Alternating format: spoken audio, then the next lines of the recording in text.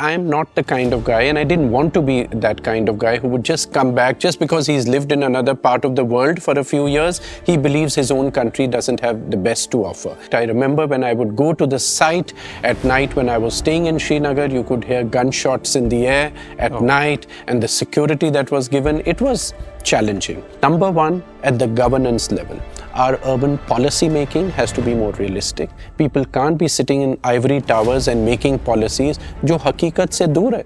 Point is that if you engage with society, whether it's the resident welfare associations, whether it is community groups, whether it is NGOs, empower them, take them into confidence, and with them as partners, you can really start improving the city. The government alone cannot do it. हमारा भी काम है उसमें. As a common man, we have to see, why do we have this philosophy that we clean our house completely and we bring the garbage out and we just throw that garbage right on the street? When will that mindset change? It's an immense opportunity that as an architect, to be chosen, and I believe it's the first time ever, I'm told, I could be corrected here, an architect in the world has been chosen to become honorary Consul General or Ambassador of a country. It's an immense honor, it's a great responsibility, and it's very exciting for me. The client came to see a presentation of his project, and I just for the fun of it started showing him another project that this is what we have designed for you. And he very politely, because he didn't want to sound offensive, he kept nodding his head, looking, but I could see the complete perplexed expression on his face कि ये क्या हो रहा है? And then after good 10 minutes I told him it was just a good joke. This is not your project, and he was so relieved and shocked. So my message to the young audience and your larger audience would be that, it's a fabulous profession. We should take it with a lot of passion. It's a blank canvas, and we can create what we want to with it. And what we are creating today is really going to be determining what life is all going to be about tomorrow. We are creating for future generations. We are creating for a large world out there. So let's give it our best shot.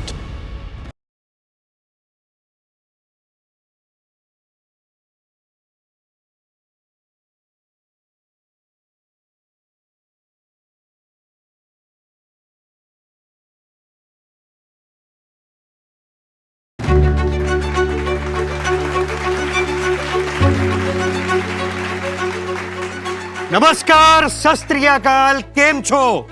मैं करण मेहता आप सभी का स्वागत करता हूं Tostem presents legends of design season 2 में।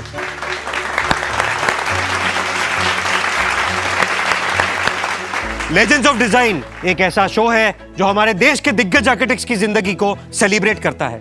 दोस्तों, आज के जो हमारे गेस्ट हैं, उनका इंट्रोडक्शन देने के लिए मेरे पास सिर्फ 3 ही शब्द हैं: visionary, nation builder and disruptor. Bharat Mandapam, greater Noida और गौतम बुद्धा यूनिवर्सिटी जैसे कई लार्ज स्केल प्रोजेक्ट्स को इन्होंने अपने हुनर से तराशा है। He is undoubtedly one of the best architects India has ever produced. लेकिन मैं आज उनको इस मंच पे बुलाऊं, इसके पहले आइए देखते हैं उनकी एक छोटी सी झलक।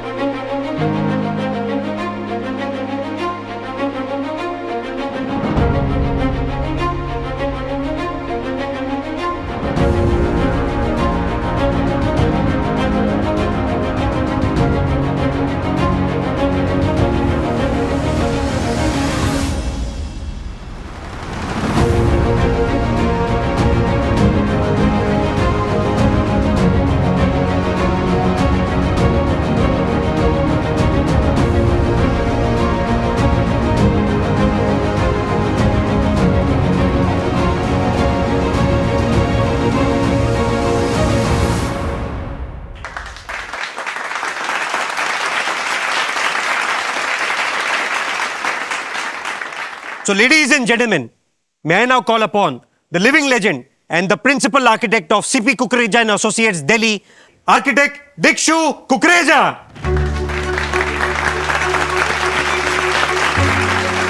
Hi sir. Hello. Welcome to Legends of Design. Thank you. Please. Thank you. Dikshu ji, first of all, a very big thank you to join us here today at Legends of Design. It's an honor to have you with us. Thank you. My pleasure as well. Thank you.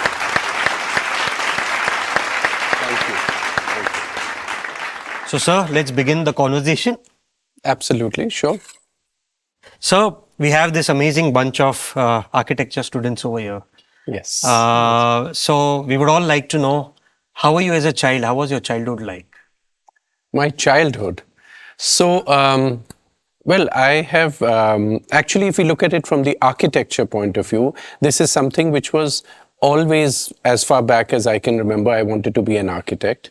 And I think it goes back because when I was a very small child, maybe 2 or 3 years old, I remember my parents taking me out for picnics. And whenever we would go, the place they would choose would be, there would be monuments around. And just running around there, looking at them, somewhere something probably happened. And I had that affinity for buildings. And growing up, I always felt that I'm going to be an architect. Of course, my father, a legendary architect in his own right, was always around me and my biggest inspiration. But it's something that was on my mind all the time. And in fact, my father would question that, why would you want to be an architect? And I would just say, why not? So it's something that was etched in my mind. Okay. And I never looked any other direction. Okay. So, once you had the clarity of your choice of career, how did you take that journey ahead? From your college days, from the transition from India to abroad, studying over there, and the experiences over there?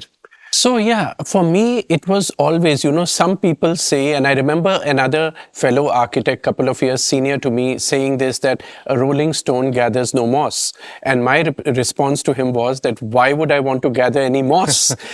So for me, it was about really, always wanting to see and be exposed to different parts of the world. Okay. So when I was in school, even before high school, in grade 9, I remember starting to learn Italian language, besides the third language we used to have in our school curriculum, where I had taken French. So I learned Italian only because I was very sure I wanted to go to Europe, live there and study there. So I was learning Italian to go to an Italian university.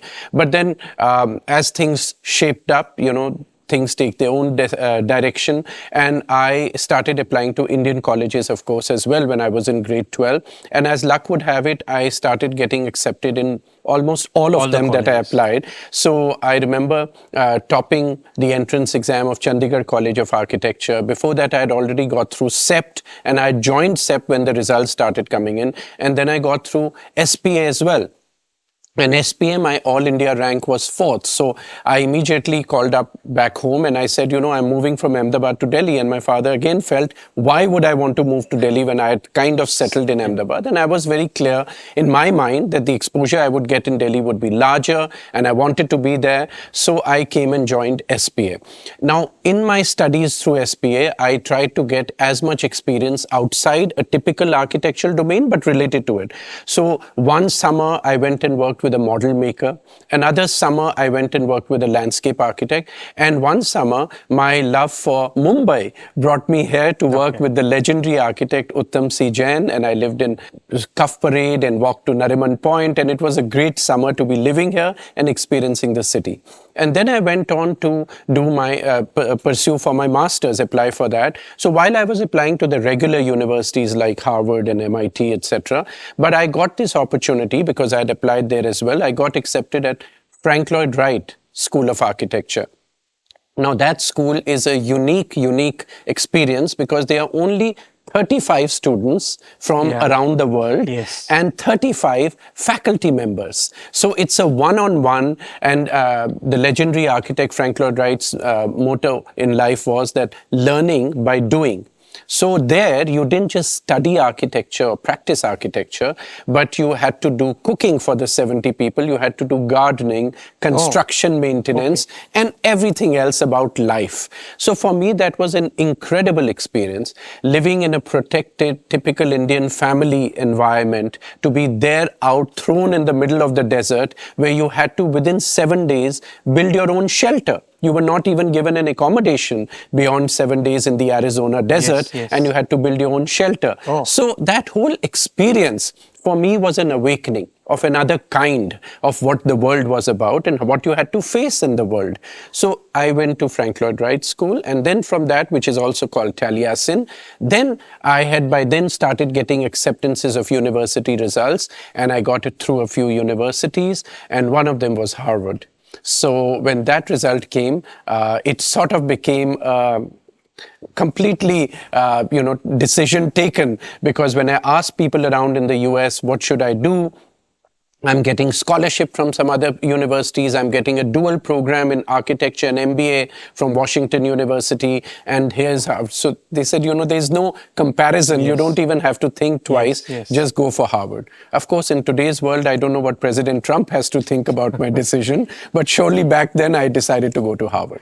So, sir, when you were there in the US, was coming back to India a very easy decision for you, or were you like contemplating settling over there? Because, it's at the end, United States of America. So was it an easy decision for you to come back because CP sir had his own, firm established over here? The fortunate thing was that when you study at a renowned institution and you have sort of a little bit of a global experience or varied experience, you are able to get good work opportunities, which is what I was fortunate to get with a very well-known architect, Kevin Roche, who has designed the United Nations headquarters and many significant buildings. But before that, my quest to go and live in Europe was still, the yearning was there. So I went and moved to Paris, and I worked there for an architect for a year.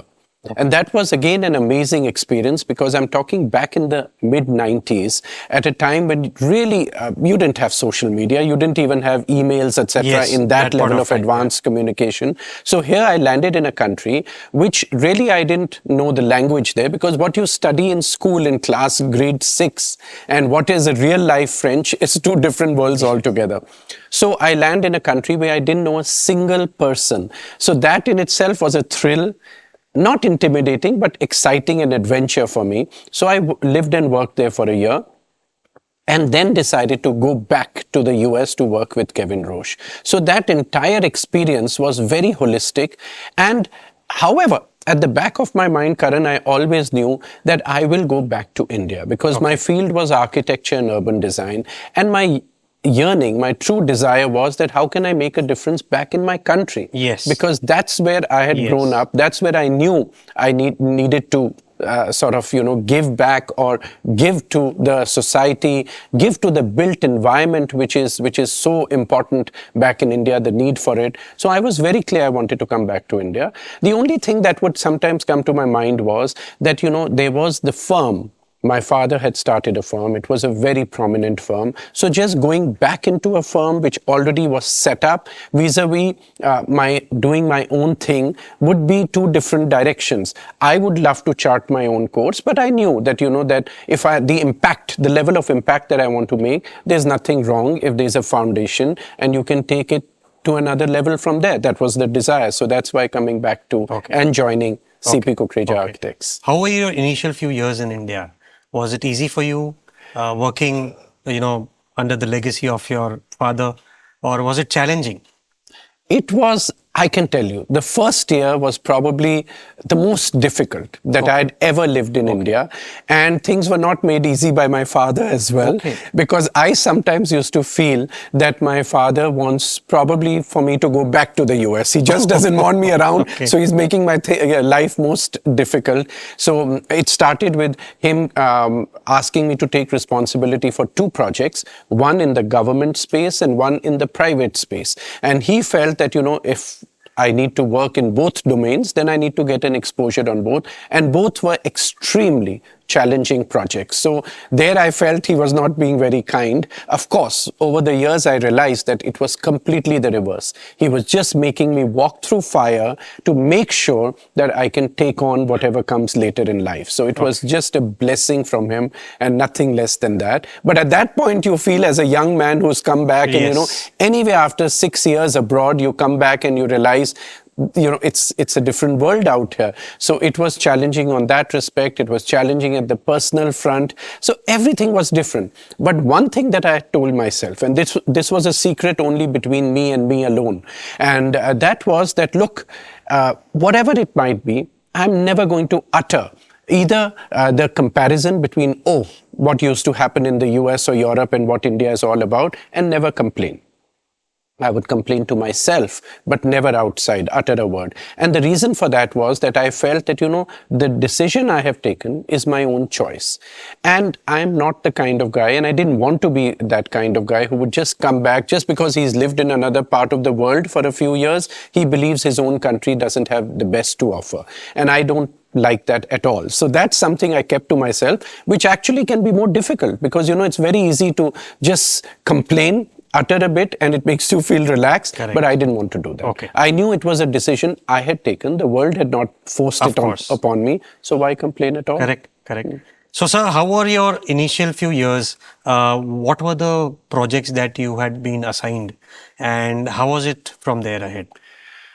So the initial projects, like I said, the two projects that I was asked to take responsibility on, one was for a private client, the Lalit group of hotels, but the site was phenomenal and it had a history to it. So this was the complete renovations and development, new development, which had to come and coexist with the old famous Oberoi Palace Hotel in Srinagar, in Kashmir.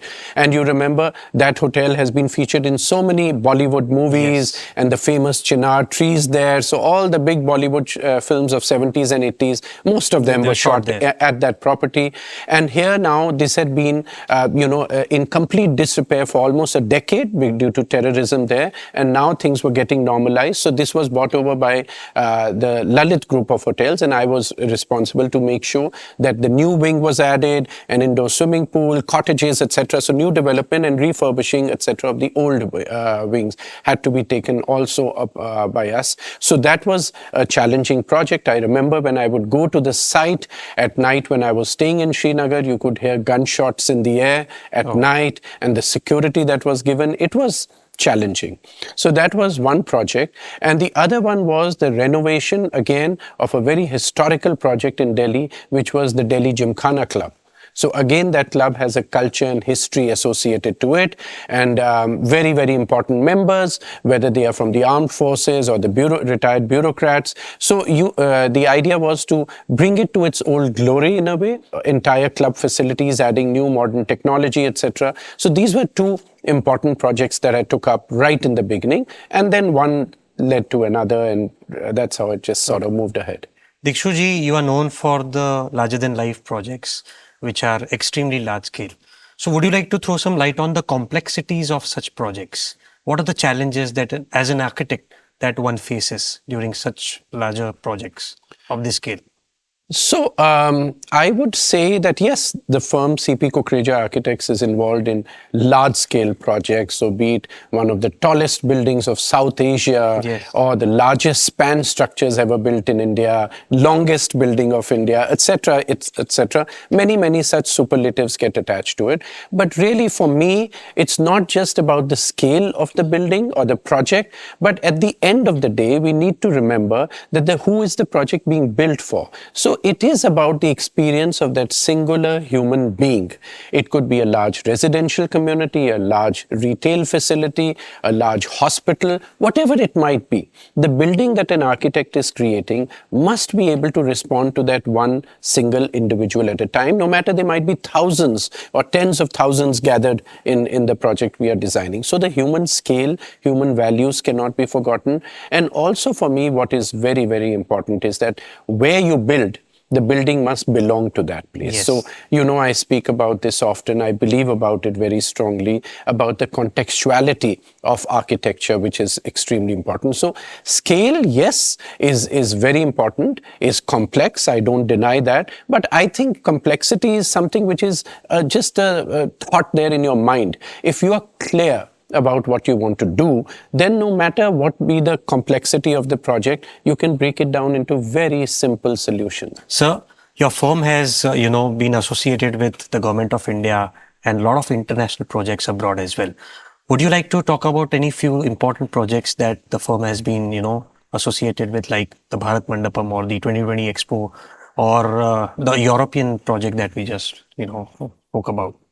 So Karan, actually, I would say that every project that the firm is involved in is important. The clients are very important. What the project's going to deliver becomes extremely important. And also the fact that, these are, I always believe, buildings which are going to last beyond our lifetime. So you have to handle them with that sensitivity, that importance. It's not just a work of art that you do and, it's going to wither away in a few years. So that, from that point of view, I think whatever the firm does, whatever kind of projects, it's important. Having said that, yes, there are certain projects which sort of grab national or international attention. So when we were chosen to do the India Pavillion at the World Expo in Dubai, one of the aspects was that how can we show what modern India is about? Yes. Because the pavilion, the building, besides what goes inside that pavilion at an expo, the building also demonstrates or gives people an impression of the country. We can't deny that. So here it was important to show that India is in a transformation phase. It is not just about the old historical India that people are aware in the world about. So we created a facade, which, for example, was mobile facade. Why we did that? Because the theme of the expo was mobility and sustainability. Yes. So we brought in all those elements to show to the world that yes, we have a rich history going back more than thousands of years. But at the same time, India is an economic power. India is a transformative world today. So that was World Expo, and it went on to be selected amongst the 3 best designed pavilions out of 190 countries' pavilions which were there. So it was a big honor for an Indian work of architecture to be recognized at a global stage. Similarly, when we designed Yashobhoomi, which is one of the venues also for the G20 summit. It's the world's 3rd largest convention center.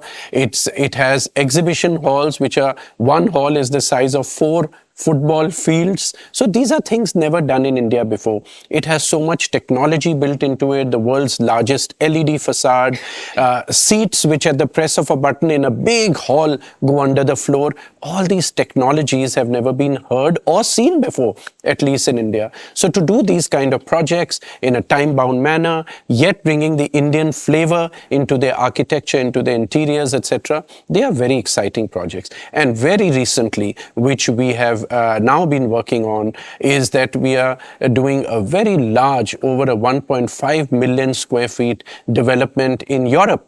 So to be chosen amongst the world's best architects, to be the lead designer, to be the principal architect of such a large development in Europe for an Indian architect, I am not aware if it's ever happened before.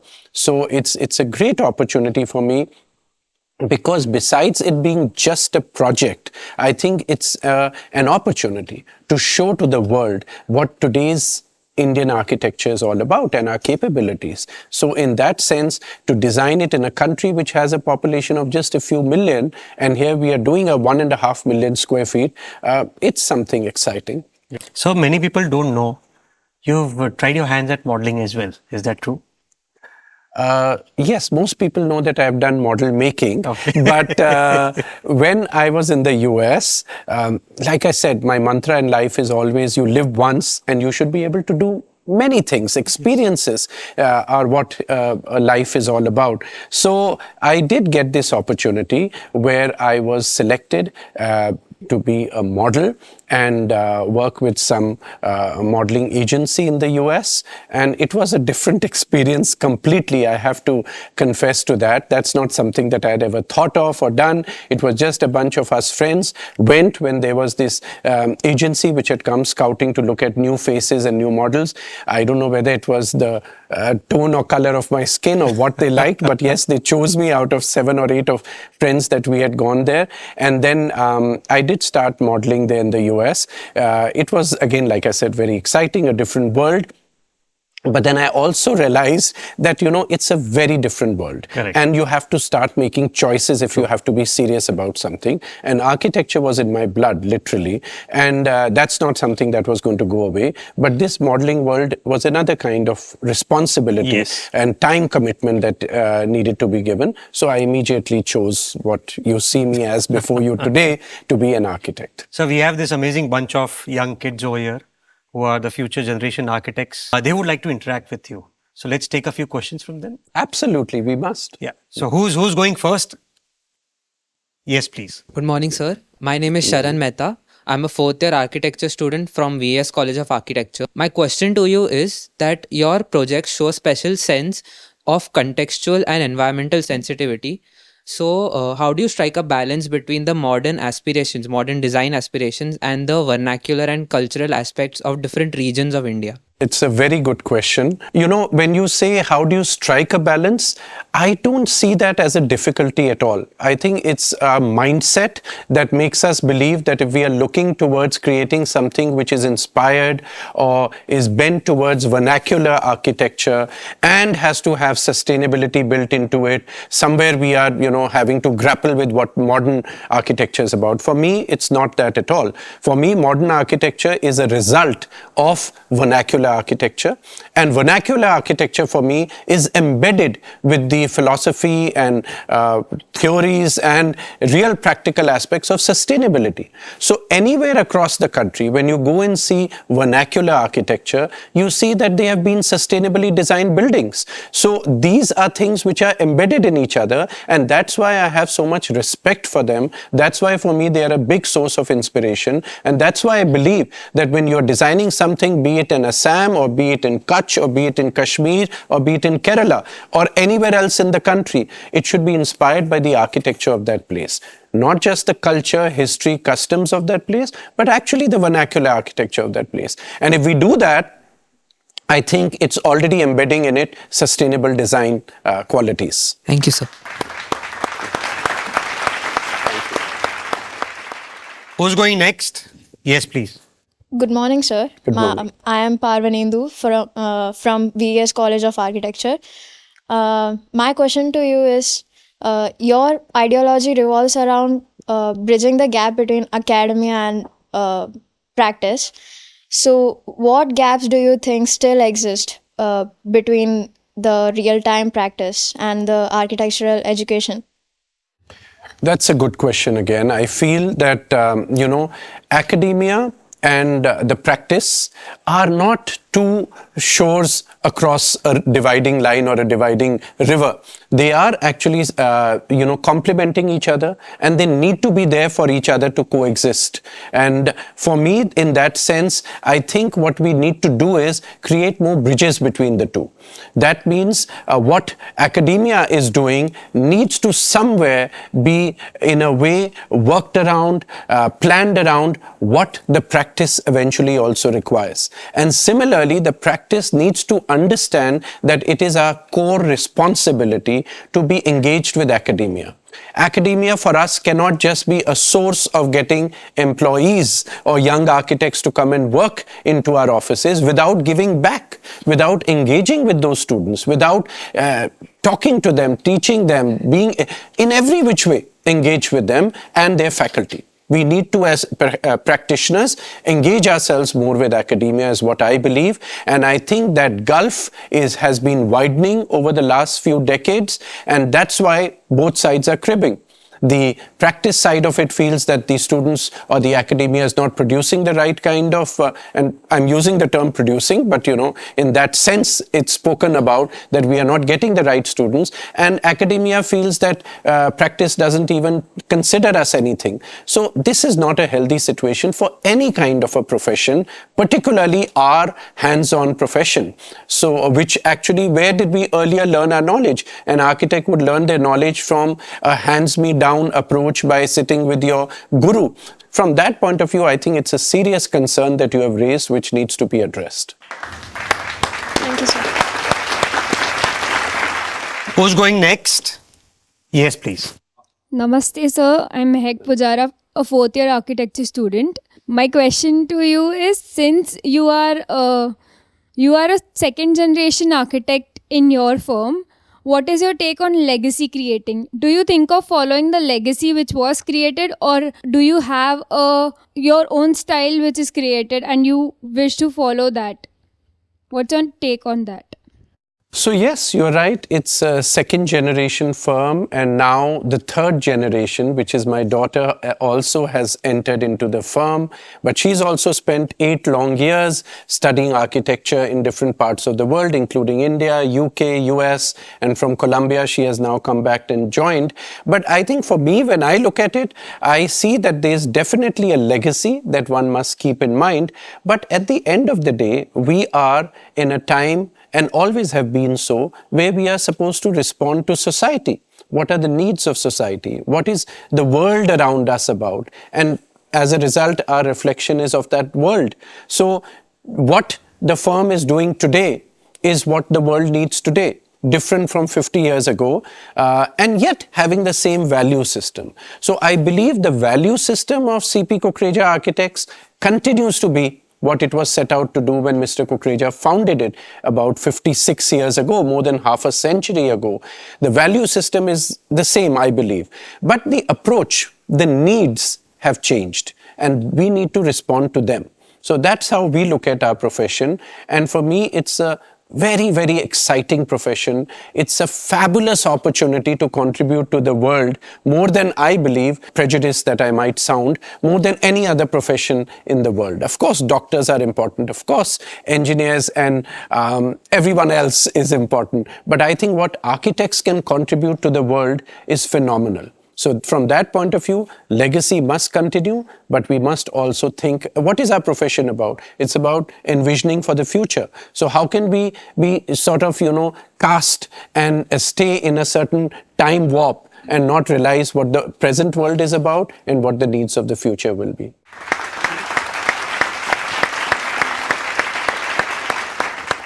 Who's going next? Yes, please. Hello, sir. I'm Aryan Sharma, studying from VS College of Architecture. So the question from me to you is, as you have studied at Harvard and worked globally, so how did that exposure have shaped your architecture practice back in India? So Aryan, your question is taking me back to my days in the US at Harvard. So when I entered the program, when I was accepted at the Masters in Architecture and Urban Design program at GSD, which is Graduate School of Design there, I was the youngest in the program. So there were 26 students who had been accepted, and there were just 4 American students. The rest were from all over the world. And like I said, I was the youngest guy there. But the words of our head of the department still ring in my ears clearly. He said that remember 2 things for these 2 years that you're going to be here. First is that you people from wherever part of the world you have come, you might think you've come to learn from Harvard faculty. No, it's the experience of being at Harvard, and you're going to learn more from the students than from each other than you're going to learn from the faculty. So remember that and be open-minded in that respect. And the second thing our chair said was that you must remember that there is no pass or fail. All of you, once we've chosen somebody to enter Harvard, you are chosen that you know your work. So you don't have to worry so much about grades, but it's all about the learning and knowledge. And that's what I thought was very unique about Harvard. And we were exposed to so many things that made such a huge difference there. And that aspect is something that I felt was very important, that we should be able to allow architects to think freely, to be more experimental, and that's what can lead to innovation. You can't be sort of closeted in your thinking and then expect innovation to happen. So in that sense, it was a very inspiring environment to be in. And that's also what I saw at the workplace, that even if you were a young mind, you were encouraged to give your ideas and they were respected. So that's another learning I brought back to our firm, that every morning my routine is that I'm in the office, I'm amongst the first guys to arrive there every single day. And then the first part of my day, I spend with the young teams in the design studio, where we are creating new designs. And the atmosphere in the studio is that even if it's an intern who comes to our office, or a young architect, a fresh architect, so to say also, we all participate equally. Everybody has an equal voice, including myself. And that fosters creativity. That allows you free thinking, free flow of ideas, rather than believing, somebody who's more experienced than you might have a better idea. I don't believe in that at all.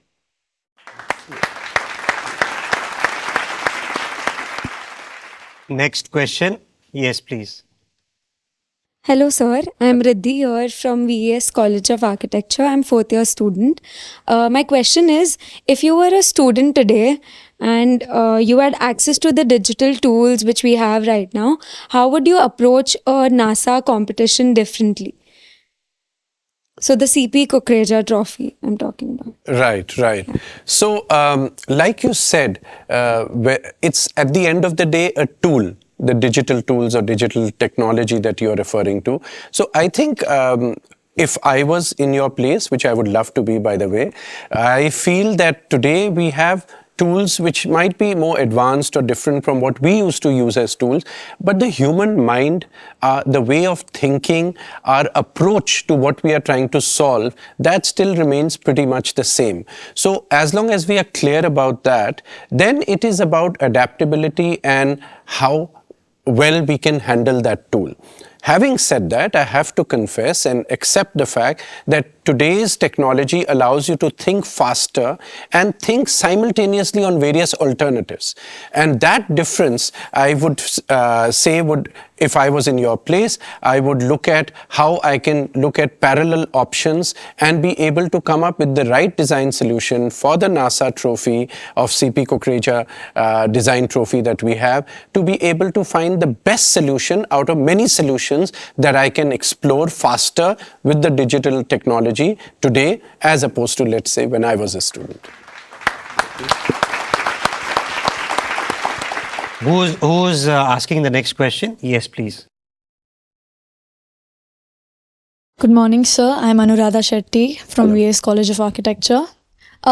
You've spoken of architecture as a medium of storytelling. What was that one project that changed your story as an architect, and what did it teach you beyond design? That's a very interesting question. I would say that the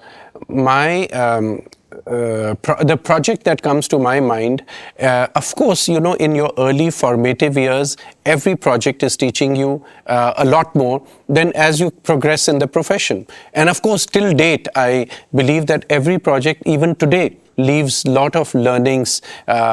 It's only about, are we willing to be a good learner? So that's always important. But yes, when I came back to India, when I started working in India in CP Kukreja Architects and started looking at different projects, one of the projects which to me made a big impact on me was the Gautam Buddha University. Because here I had grown up hearing from people that my father had designed the Jawaharlal Nehru University, and hearing from my own father that how it became a life changer for him. It was the first large project he got, and from there the firm shot into prominence immediately. So for me, it was always a desire inside me that when can I design something as impactful. Gautam Buddha University was again national competition, and we won that competition to design such a major university, and at a fast track pace. So there are 131 buildings there spread over 500 acres of land. So a very large project, and but more than the scale of the project, it was the impact, creating a university, a modern university on the philosophies of Buddhism. So how do you bring the two together? So that project really taught me a lot about how to look at modern architecture or create modern architecture, being inspired from something which is very, very historical, how to manage a project of that scale, how to manage more than 200 contractors working on 70 lakh square feet of construction, spread, like I said, on such a large piece of land. So lots of challenges, lot of learnings in that project, and the story of that has impacted me. Thank you. Who's going next? Yes, please. Good morning, sir. I'm architect Shivani and professor at VS College of Architecture. First of all, thank you so much for such an insightful session. My question is, how do you align yourself with client's vision for an project and your own design style and arrive to an solution which is authentic to both? Second is, as per your experience, what do you think the factors should be considered as an Indian culture? Some factors like contextual Indian culture that should be considered while designing.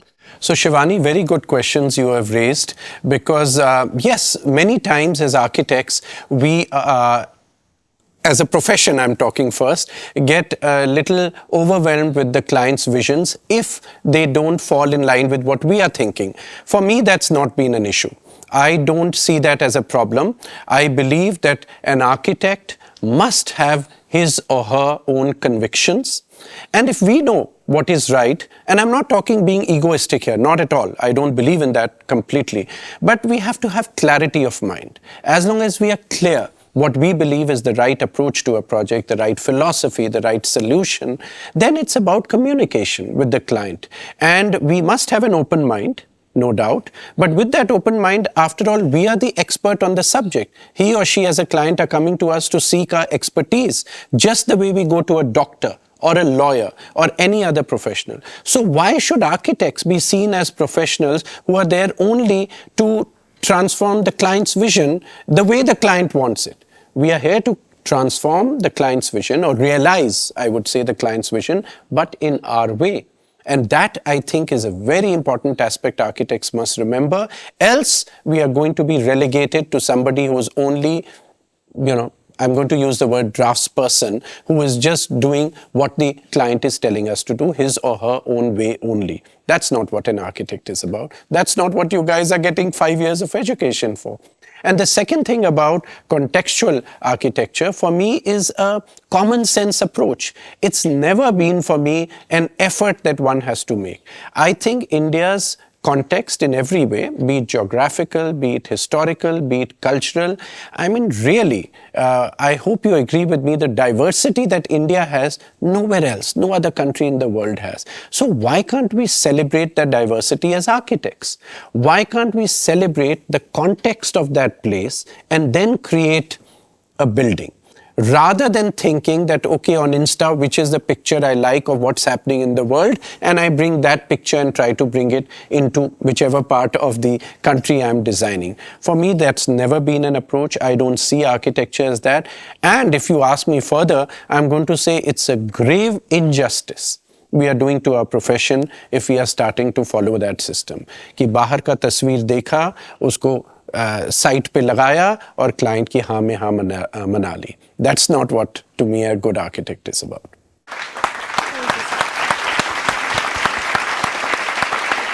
We can have one last question if someone wants to take it.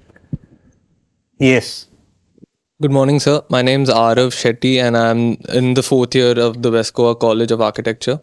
So my question is, like, with the advancement in technology and BIM softwares coming up with parametric designs, how has it impacted your design process as a firm altogether? Yes, you're right. New technologies are coming in. But tell me, when did new technologies not come in before? There was a time when people saw AutoCAD as a new technology. There was a time when we saw new drafting tools as a new technology. So technology to me is something which is just a tool at the end of the day to allow us to do what architects have been doing for centuries, for thousands of years. So yes, in our office, whether you talk about parametric design or other tools or technologies that might be available today, they become a part of our system, they become a part of our thinking process, our designing process, and they also obviously result in a certain kind of outcome. But the outcome that might be, which is, as I said earlier, a reflection of the times in which an architect is working and designing, but the value system must remain the same. That we must remember that architects are not meant to be egoistic. So the fountainheads of the world and the Howard Rocks of the world is not what I subscribe to, even though I've attended the Frank Lloyd Wright School of Architecture many years back. But I believe that we are here for a purpose, and that purpose is to create buildings which have to serve people. They are not meant to become sculptures. Let's remember the two are different. Yes, you can create a creative form, but that form is meant to serve as a building. So that sometimes we tend to forget. maybe also because we get so enamored by the technology we are using. So again, I'm repeating here that the technology should be considered only a tool for designing what our values are about, whether it is about sustainability, whether it is about contextuality, or whatever other values other architects have. But the common point is that the buildings are meant to serve people. Thank you, sir. Thank you, Dikshu ji, for this lovely session. I'm sure they'll go back with good memories. Now, moving further, I would like to know your take on urban, rapid urbanization. How do we, address this concern? Because we see thousands of people relocating from rural areas to urban areas. And how do we decongest the metros? Yeah. So, Karan, first of all, I won't call it a concern. In my mind, it is a sign of progress, and urbanization is progress in society. So I see that as a very important phenomena taking place and life-changing phenomena, and therefore we must be able to handle it. The concern that word you are using is probably coming out of the fact that we are not handling it well enough.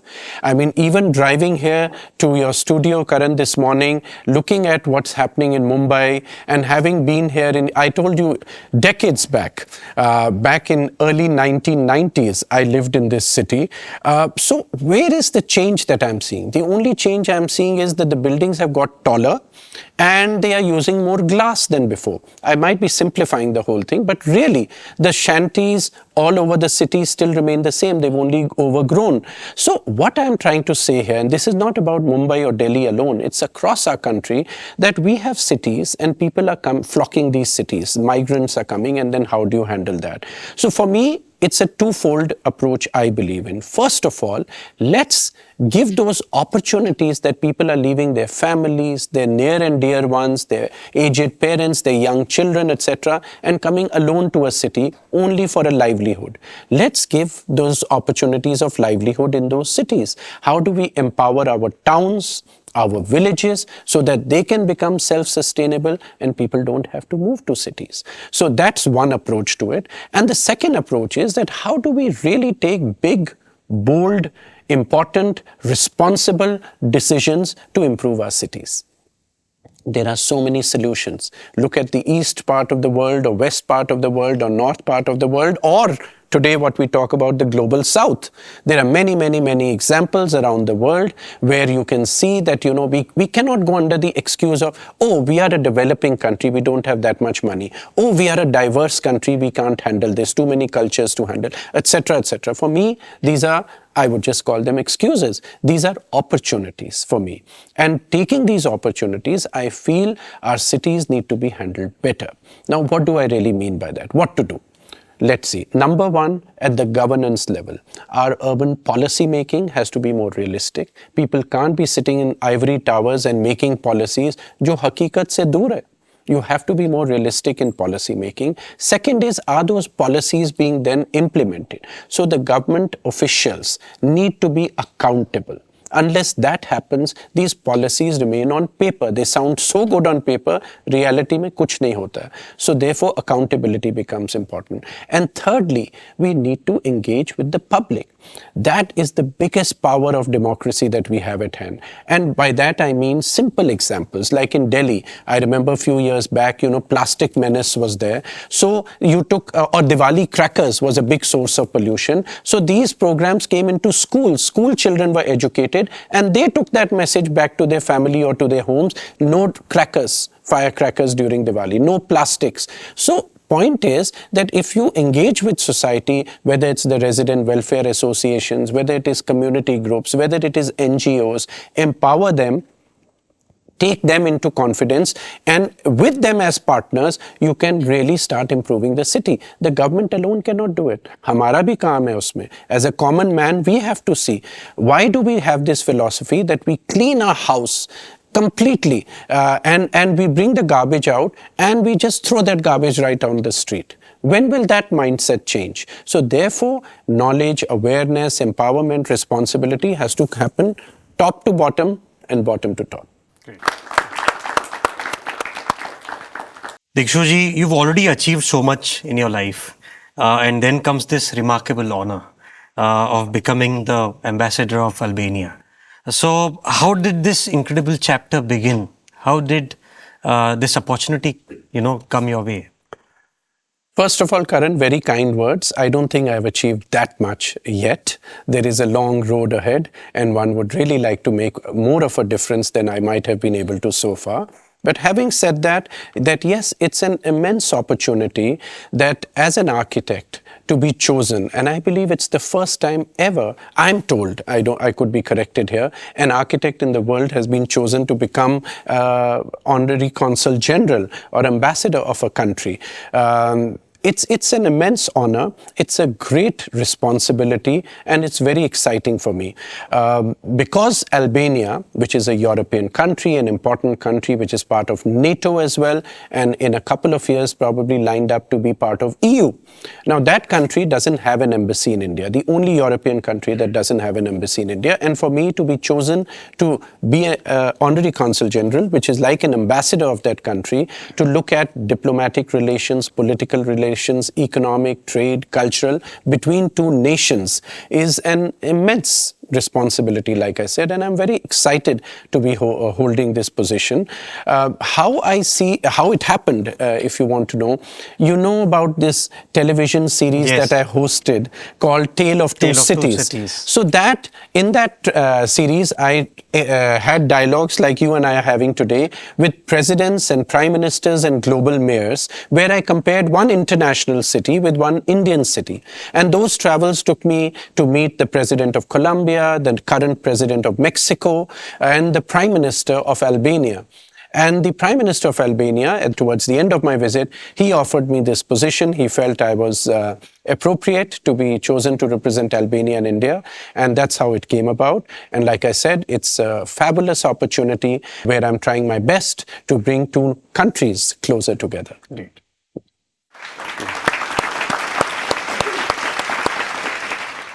So Dikshu ji, we have a very special person here today with us.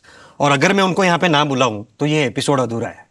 So can we please have Mrs. Arunima Kukreja, please?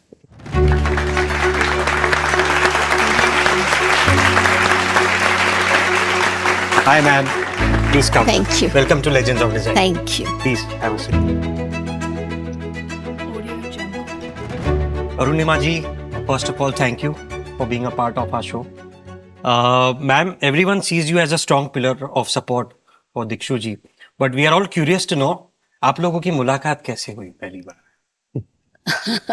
So, when he came back from the States, a lot of people sent his to my family, suggested him to my family. I think it came from 5 different quarters. But my parents knew I would never go in for an arranged setup to meet a guy. So they had to think of ways, how would they make me meet him? So my aunt, she set up this dinner party in her house without telling me that I'm supposed to meet a guy. And I went for that dinner party, never spoke to him at all at the dinner party, though I knew that there's something amiss, but I didn't speak to him at all. And that's it. I think after that, he never called me, nothing. Is it? Yeah. So after 1 month, he called me on my birthday and he said, "Happy birthday. Would you like to go out with me?" And I said, "Yeah, let's go out." And we went out for every day, I think for another 1 month, without my parents or his parents they ask that, would you like to get married to each other? Nothing. We just went out as if we are just having going out on dates. And then one day, my grandmother, she calls him up, and the lady that she was a very, very forward person of her time. She calls him up and says, "Look, I'm Arunima's grandmother calling. Do you like Arunima? Because she really likes you." And and then he said yes, and that was it. We met in the evening and things were like sort of formalized, and the rest is history. So it was an arranged come love marriage. Yes, it was a love marriage that was arranged. Ma'am, you and Dikshu ji, you have a foundation, CP Kukreja Foundation. So we would like to know, what is the foundation about? So just to give you a little background, Dikshu and I have always wanted to do this in the name of my father-in-law. So the foundation is CP Kukreja Foundation of Design Excellence. Now my father-in-law, Mr. CP Kukreja, was very reticent all his life about his personal life and professional life. So much so that towards the latter half of his years, he wouldn't even go to receive awards. He said, you know, I don't believe in awards. So what happened was a lot of the times one didn't recognize him for the contribution that he has done to architecture.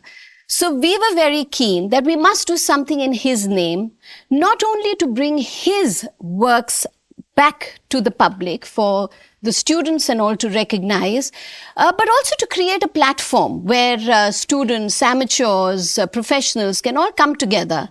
We can exchange ideas, talk about sustainability, innovation, and we do this through various means of, we take out publications. We've just started with a series of documentaries. We've done exhibitions. We have done, like Dikshu told you, about these series. Yes. One was Design with Dikshu, and the other one was The Tale of Two Cities with Dikshu. So we keep doing these programs. We do a lot of competitions where we get students to participate. The NASA competition has our trophy, has record-breaking entries of over 800 plus entries, which has never happened in NASA before. And last year, we also started with getting students internationally to come and participate in the trophy. And this year, our plan is also to collaborate with international organizations so that we can take our works further to a larger audience. And we also plan to start with an exchange program of students. So these are all in the pipeline, and we want to do a lot of things, in the name of design. And students should follow us and see what we are doing so that they can take out the maximum juice that they can out of what we have to offer. दिक्षु जी, I would like to ask you something. हम सबकी जिंदगी में एक ऐसा पड़ाव आता है जब काफी दफा हम हिम्मत हार जाते हैं. There was a time when your father was not keeping well for a longer period of time. So how did you manage across those, difficult years of your life? Well, life does have its ups and downs. We all know that. Yes. We all go through that also. But what I have learned from my own parents is that you always have to keep your chin up. You cannot give in and give up. So in this situation, it was, yes, a very tragic moment in our lives when Mr. CP Kukreja, who was a very active practicing professional, and just one fine day he becomes so seriously unwell, and one thing leads to another, and before we know, he's in a state where, he's not able to attend office ever after that. So this happened back in 2010, and it was a shock for all of us, because out of nowhere did this happen, but so is life.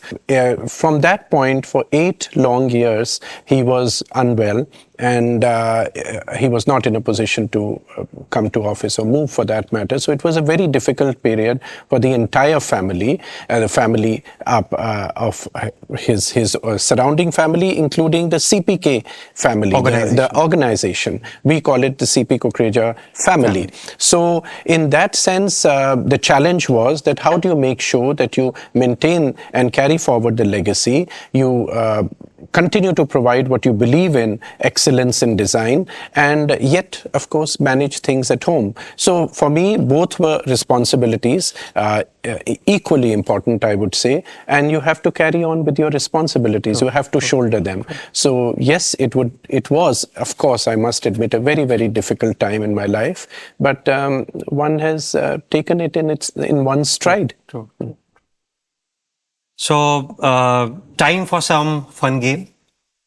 Yes, sure. Can we? I didn't know you were up for games here. Karan, with me. Sir, when you both are here, we would love to have a rapid fire with you. Really? Yes. But let me warn you here. When Arunima is around, there can't be a game in the sense of a winner or loser, because she's a self-declared winner. So I can do that only with him. So let's start. Sure. So, first one, who's the boss at home? Who's the boss at office? Oh, okay. Is he a minimalist or maximalist? Somewhere in the middle. Okay. Who brings work at home? Like literally. He does, most definitely. Okay. Conventional designs or bold experiments? Bold experiments more, I would say. Okay. Who has a better aesthetic sense? She has a fantastic aesthetic sense. In fact, Karan, I think the one non-B-Arch architect that I've met in my life, if one can qualify like that, is Arunima. She's He's the being biggest. kind. No, she's the biggest critic of my work. Is it? Not my life so much, but my work. And I love to take critiques from her of whatever projects I design. I can't help it. I'm surrounded by architects in my household. Spending time on a site or chilling at home on a Sunday? Well, earlier it used to be site, but now I do make a conscious effort to chill on a Sunday at home. Okay. Your funniest ever client interactions or at office, if any memories? No, there have been various degrees of fun elements with clients. I can't think of any particular one, but I think there have been plenty of fun moments because I love to be casual with my clients. I like to make them comfortable, especially when they come over to my office. So we've done lots of interesting things with them. Sometimes, we've done like one recent one I remember is where the client came to see a presentation of his project, and I just for the fun of it started showing him another project that this is what we have designed for you. And he very politely, because he didn't want to sound offensive, he kept nodding his head, looking, but I could see the complete perplexed expression on his face ki ye kya ho raha hai? And then after good 10 minutes I told him it was just a good joke, this is not your project, and he was so relieved and shocked at it. Great. We had so much of fun in this segment. Sir, so we have a declared winner right from the beginning. That's I ma'am. told you so. According to him, yeah. Great. Dikshu ji, ma'am, we got an opportunity when we were in Delhi at your office to meet a couple of people, and they really have some good things to talk about you. Can I have the AV, please? I'm Manoj Tiwari, currently working as a head of the department in electrical and mechanical division in CP Kukreja Architects. I have a privilege to work closely with Mr. Kukreja. He's an architect by profession, but honestly speaking, he's much more than that. A person who can imagine the space in a way most of us can't even think of. As an engineer, I have always appreciated his multidisciplinary approach. Every architect has got a different language. Some architects tend to be very visionary, some architects tend to be very bold. But, I think he is a combination of all the elements, which makes him multidisciplinary in terms of his approach towards the project and also in terms of his personality. For example, designing a convention center in Goa with a Govian kind of a theme, and again, at the same time, designing Vishwa Bangla Vishwavidyalaya, which is like a contemporary Shanti Niketan with a completely different language and forms of architecture. I think, only a person like him who is well-read, who is deeply experienced, and who has got an intellect can only design. While designing the building, he is not just concerned about the architectural elements, but he focuses on a lot on, how to optimize the structural design. What about the sustainability aspects of the building? What will be the annual energy consumptions of the building? So not just about the architecture. His approach has always been multidisciplinary. His approach has always been very collaborative. And I think that has what helped me to work with him in much smoother way. Talking about his wit is very, very, it sometimes fascinates me, and it comes as unexpected thing. It comes as a scintillating torch, and it hits at the right moment. It lights up the complete room at the perfect moment. What I personally like about him is he has an intellect. He's deeply, experienced. He's well-read, yet he's very down to earth. Talking about his wit comes in a very unexpected way, and is, it's just like it lights up the complete room at the right moment. So whenever he finds that the situation is going very tensed, or if the team is in a very tensed mood, he will throw up his wit and will completely motivate the complete room. So I really find myself privileged and fortunate enough to work with him, and I wish him all the best for his all endeavors. Working with him is incredibly dynamic. It's like being in constant motion. He pushes you to think at a city scale, but to also pay attention to the tiniest architectural details. One memorable experience of working together was during the preparation of a high-stakes international presentation. We iterated various design ideas, debated them back and forth, but in the end, it felt like a creative symphony coming together with the team. What stood out to me was how, even under intense pressure, he was able to turn a stressful moment into a creative high and elevate everyone's energy. That's something I carry with me. He's someone who lacks the ability to ever get exhausted and stop his mind from churning new ideas constantly. He has this infectious energy and curiosity that spills onto every part of his life. You can be in the most intense professional setting with him and find yourself laughing or learning something completely unexpected. Outside of work, he keeps himself busy with his philanthropic and diplomatic endeavors. And when he's not wearing all of these hats, he loves to play sports and spend time with his family. So there's a very interesting story. Around 8 years back, I was on a flight traveling somewhere, and there was a person sitting next to me. And he was going through an architectural agreement, going into depth, every comma, sentence, paragraph. So I thought either he's a lawyer or an architect. And our conversation started there, and we kept on talking. And those talks converted into a professional relationship. Now we are working together for last 7 years now. He is one of the most driven person that I have come across. He is extremely passionate. What he always has on his mind is how to take this legacy created by Mr. CP Kukreja Architects, how to maintain that and how to take it ahead. That keeps on playing on his mind all the time. He makes a very high benchmark for himself and also goes and achieves that, and then also eventually expect the same from colleagues across. So at times that becomes very challenging to match to his speed. On one side, he is very caring, very friendly, but when we are working, he is extremely a taskmaster, kind of a no-nonsense kind of a strategy, comes to the point, believes in results. So I would say a very balanced personality, and he has a vision. He also has a vision to take this architectural profession to a very different level. We don't see many architects coming out and talking about various aspects which architects can contribute to the society. And he has taken this as a mission to give voice to architectural community. So it has been really wonderful, and I'm very sure we will have many more years to work together. But as an organization, we go out to different events and all of those.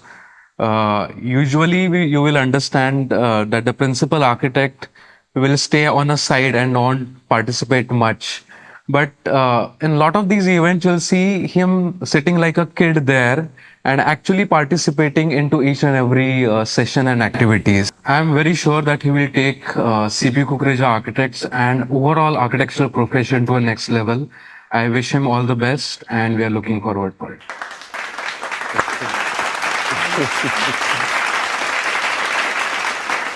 How do you feel when you have people talking such good things about you? Oh, I can only feel humbled, that's all. They are being kind with their words. It's wonderful. Everything that you are talking to me today about the work of CPK, the achievements, it's really a result of a team effort. completely a result of team effort. And I'm so proud and full of gratitude that we have such a wonderful, passionate team. There can be a lot of talent out there, but getting it as a passion is something I strongly believe in. And fortunately, in our office, we've been able to build that sort of a value system that you're passionate about what you're doing with conviction. Dar ke nahi karna hai. And that's what our office is all about. So this segment was brought to you by Tostin, Framing the Beauty of Living.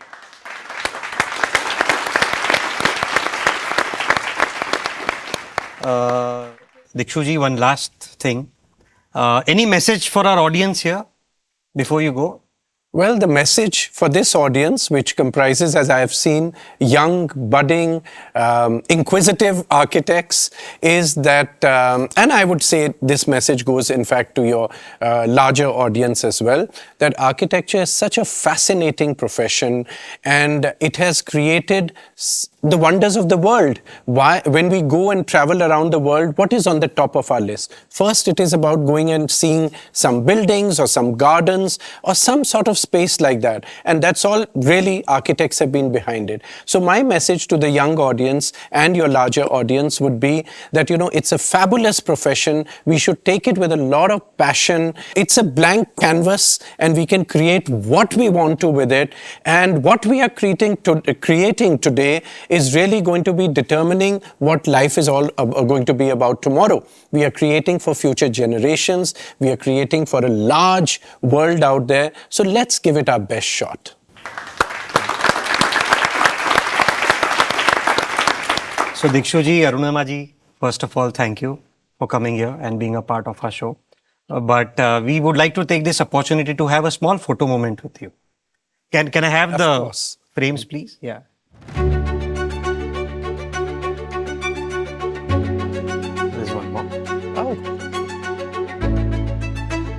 So one remains with you, one remains with us.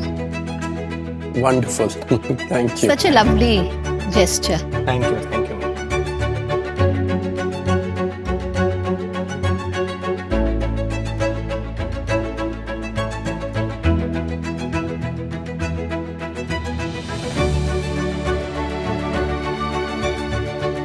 So can we have a picture? Sure. Come on, please join us. Sure.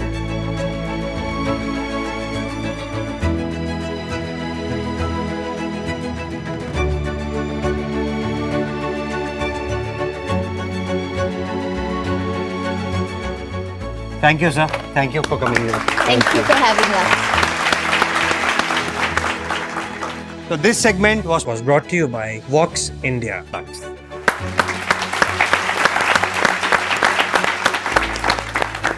तो मेरा और दीक्षु जी का photo तो हो गया. अगर आपको भी उनके साथ कोई फोटो खिंचाना है तो जल्दी से आ जाओ. कम.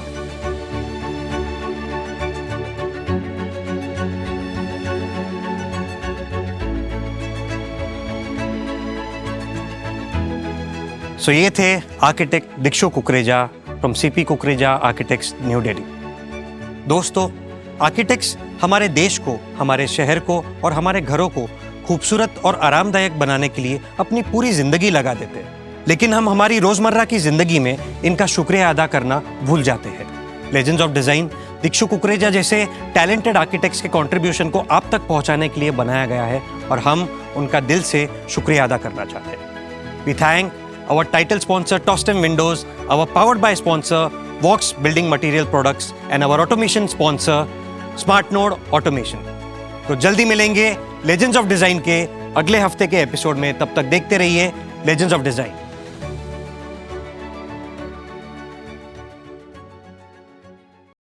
Hi, I have an announcement. दोस्तों, आज के इस सोशल मीडिया के दौर में आइए हम लेके चलते हैं आपको उस जमाने में जहां पे कम्युनिकेशन होता था लेटर्स से. Smart node automation presents letter to legends. आप अपने फेवरेट लेजेंड्स को इस एड्रेस पर खत लिखिए और हम इंश्योर करेंगे कि आपके लेटर्स हम आपके फेवरेट लेजेंड्स तक पहुंचा दें.